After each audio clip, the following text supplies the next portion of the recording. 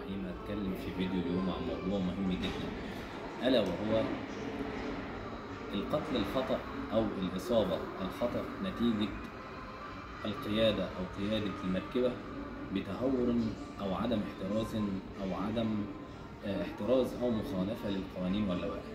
نجد أن المادة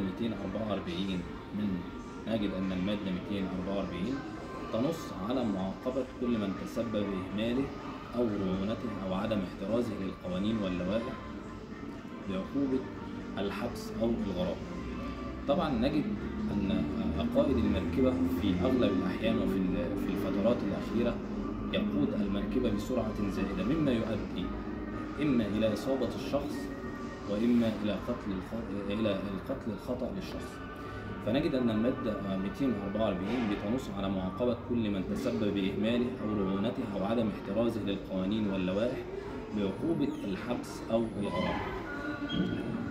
كل من استعرض على الطرق العامة مما يؤدي إلى تعرض حياة الآخرين للخطر.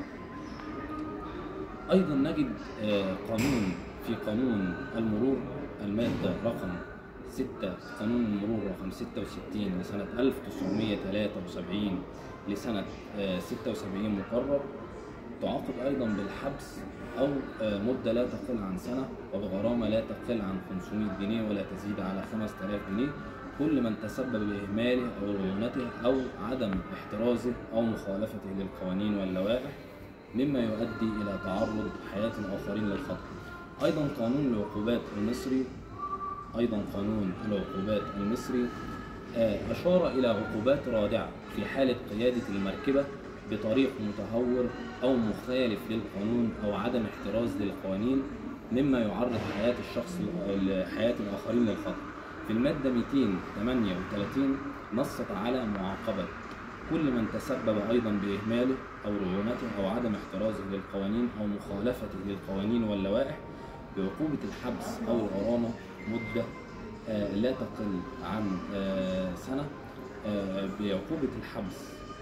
في المادة 238 بتنص على كل من تسبب بإهماله أو رعونته أو عدم احترازه للقوانين واللوائح بعقوبة قد تصل إلى 7 سنوات في حالة القتل الخطأ نتيجة قيادة المركبة بشكل متهور أو عدم احترازه أو مخالفته للقوانين واللوائح. طبعا في الفترة الأخيرة أو ازدادت في الفترة أو في الآونة الأخيرة قيادة المركبة أو قيادة السيارة بسرعة زائدة مما يؤدي إلى تعرض حياة الآخرين للخطر في إصابة الشخص بإصابة قد تؤدي إلى جروح أو بإصابة الشخص مما يؤدي إلى الوفاة. فتحدثنا في نص المادة 244 وأيضا قانون المرور رقم 66 وأيضا المادة 238.